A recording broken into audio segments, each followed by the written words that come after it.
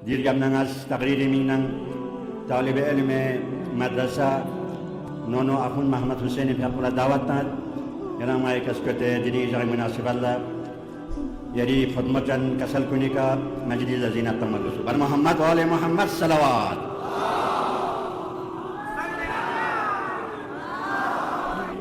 أعوذ بالله من الشيطان الرجيم بسم الله الرحمن الرحيم أشهد أنك أروة الوثقى وباب الهدى وحبل المتين والصراط المستقيم والصلاة والسلام على أمي المكي المدني الهاشمي أبو القاسم المصطفى محمد.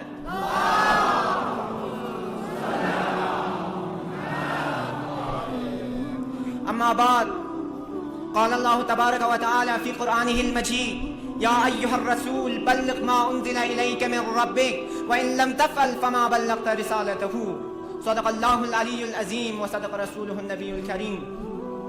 صدر محفل حجت الاسلام والمسلمین آقای شیخ ناظر مہدی محمدی، علماء اکرام، سادات اعظام و تمام حاضرین مجلس و سامعین مجلس و تمام عاشقان اہل البیت علیہم السلام کو آج کی اس پربرکت یوم کے موقع پر تبریک و تہنیت عرض کرتا ہوں. اس سے پہلے کہ میں اپنے موضوع کی طرف جاؤں ایک تفکر و تذکر دینا چاہتا ہوں کہ آپ اتنے دور دراز علاقوں سے اس مجلس میں تشریف فرمائیں اس نیت سے کہ مجلس اہل بیت میں آنا عبادت میں شمار ہے. آپ کو یہاں تشریف آنا ایک صورت میں عبادت بھی بن سکتا ہے اور ایک صورت میں رسم بھی. اگر آپ اس مجلس میں تشریف فرما کر اس مجلس سے کچھ سیکھیں جو خصوصیات و خوبی آپ میں نہیں تھی، اگر آپ اس مجلس میں آنے کے بعد وہ خوبیاں اگر آپ میں پائی جاتی ہو تو سمجھ لینا یہ مجلس آپ کے لیے عبادت ہے. اگر ایسا نہیں ہوا تو سمجھ لینا یہ عبادت نہیں بلکہ قسم کا رسم بن جاتا ہے، مجلس کلچر بن جاتا ہے. اب بدقسمتی اور بدبختی اس چیز کو ہے کہ مومنین حضرات و آج کے لوگ حقیقی اسلام کو سمجھ نہیں پائے، ریالٹی میں اسلام کو پہچان نہیں پا رہے، اسلام کی تہ کو سمجھ نہیں پا رہے. اگر اسلام کو سمجھنا چاہتے ہو، اگر اسلام کو آئیڈینٹیفائی کرنا چاہتے ہو تو غدیر کو آئیڈینٹیفائی کرنا پڑے گا، غدیر کو سمجھنا پڑے گا.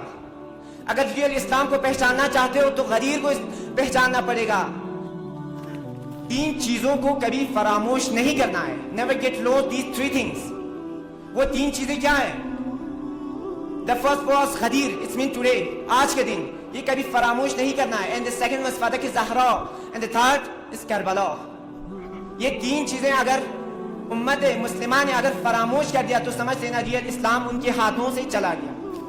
Ghadir is the turning point to the Islam of the Prophet Muhammad sallallahu alaihi wa sallam.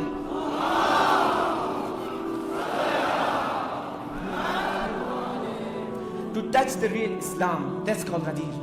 Ghadir is the benchmark of Islam. Ghadir is the orientation to the Islam. یہ ہے غدیر.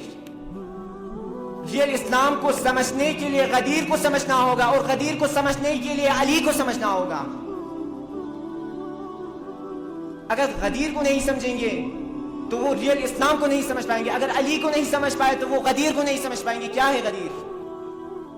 آج سے 1400 سال پہلے علمیت و شخصیت کو آئیڈینٹیفائی نہیں کر پایا، علی کو پہچان نہیں پایا کہ علی کیا چیز ہے. لیکن آج 1400 سال کے بعد آج کے لوگ علی کو پہچان نہیں پا رہے. کیوں؟ آج کل علی کے فضائل کو ایوائڈ کیا جا رہا ہے، اگنور کیا جا رہا ہے. اس دور کے لوگ نے علی سے استفادہ نہیں کیا، علی کی علمیت سے، علی کی شخصیت کو نہیں پہچان پایا. جبکہ مولا کائنات کا یہ مشہور خطبہ ہے کہ سلونی سلونی قبل ان تفقدونی انا اعلم من طرق السماوات والارض. علی فرماتے ہیں ask me before you lose me. I know I'm more aware of the path of the heaven than the path of the earth. میں آسمانوں کے راستوں کو زمین کے راستوں سے بہتر جانتا ہوں. لیکن ان دور کے لوگوں نے علی کی اس علمیت کا فائدہ نہیں لیا.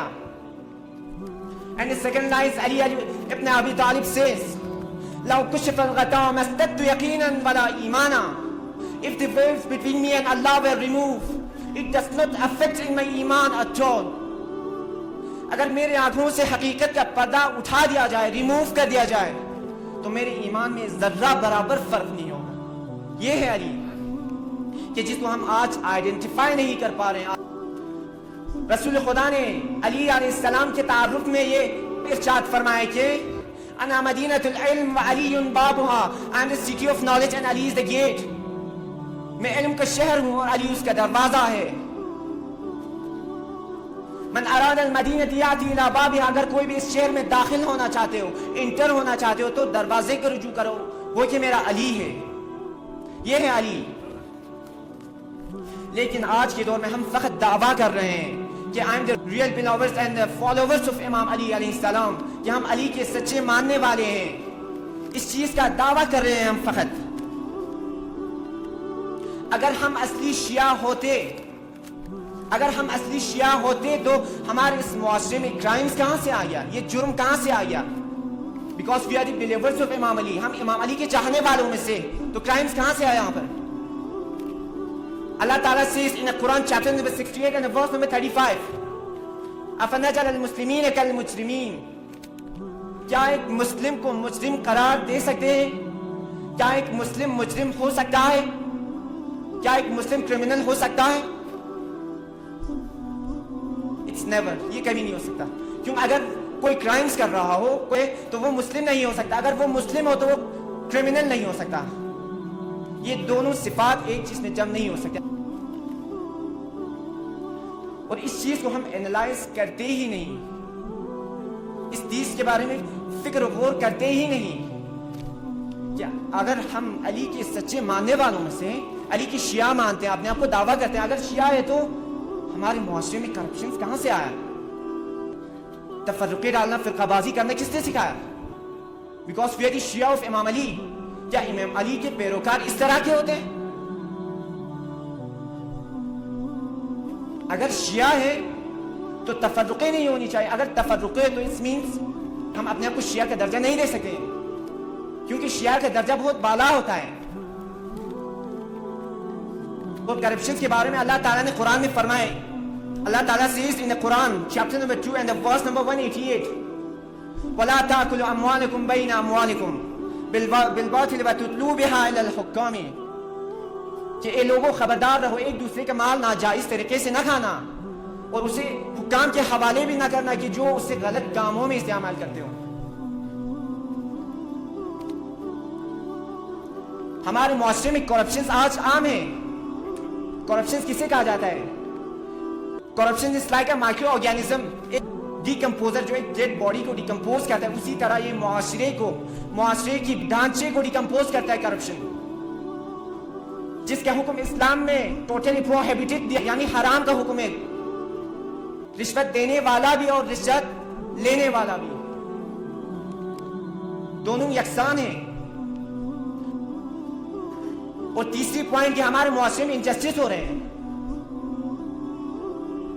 اگر ہم شیعہ علی ہے تو انجسٹس کہاں سے آ گیا؟ انجسٹس یعنی ناانصافی. بعض لوگوں پر ناانصافی کی جاتی ہے, ان کو اپنے حقوق سے محروم رکھا جاتا ہے, اسے انجسٹس کہتے ہیں. اللہ تعالیٰ says in the Holy Quran chapter number 57 and the verse number 25, لَقَدْ أَرْسَلْنَا رُسُلَنَا بِالْبَيِّنَاتِ وَأَنزَلْنَا مَعَهُمْ الْكِتَابَ وَالْمِيزَانَ لِيَوْمِ النَّاسُ بِالْقِسْطِ, کہ اللہ کی طرف سے جتنے بھی میسنجرز آئے, جتنے بھی نبی آئے, جتنے بھی کتابیں آئے, الگ الگ دور میں آئے, الگ الگ ٹائمز میں آئے, الگ الگ سچویشنز میں آئے, کیونکہ ان سب کا مقصد ایک تھا, ہدف ایک تھا, ان سب کا ٹارگٹ ایک تھا, ان سب کا ایم ایک تھا, ان سب کا مشن ایک تھا کہ دنیا سے ناانصافی کا خاتمہ کریں. سب کا ایک ہی مقصد تھا کہ دنیا سے ناانصافی کو مٹا دیں. اور آج کے دین کی مناسبت سے تھوڑا آتا ہوں کہ آج اليوم اکملت لکم دینکم واتممت علیکم نعمتی, کہ آج میں نے تمہارے لیے تمہارے دین کو مکمل کیا. اللہ تعالیٰ فرماتے ہیں قرآن میں. کیا اس سے پہلے دین انکمپلیٹ تھا؟ کیا یہ دین مکمل نہیں تھا اس سے پہلے؟ عید تو ہم نے کئی منائے, عید الفطر منائے, یہ اس بات پر کہ تکمیل روزہ ہوا اس لیے عید الفطر منایا. عید الاضحیٰ منایا تکمیل حج پر. اور آج عید غدیر منا رہے ہیں جسے عید اللہ الاکبر کہا جاتا ہے. یہ اس لیے کہ آج دین تکمیل ہوا, کیونکہ اس دین میں علی شامل تھا, علی انوالو تھا, اس لیے یہ دین کامل ہوا. اور جس دن میں علی نہ ہو وہ دین تو ہوگا لیکن کامل و مکمل نہیں ہوگا، کمپلیٹ نہیں ہوگا۔ تو میں اپنے موضوع کو یہیں پر اختتام پہنچاتا ہوں، کیونکہ اگر میں نے دوسروں کا وقت بھی اپنے وقت میں انوالو کر دیا تو یہ ایک قسم کا انجسٹس بن جائے گا۔ وآخر دعوانا ان الحمدللہ رب العالمین۔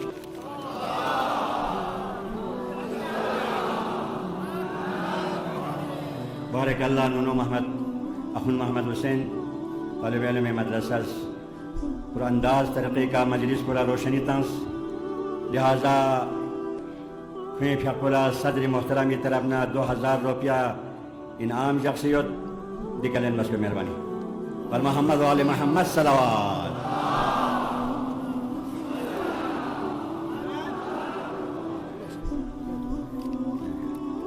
دونوں میں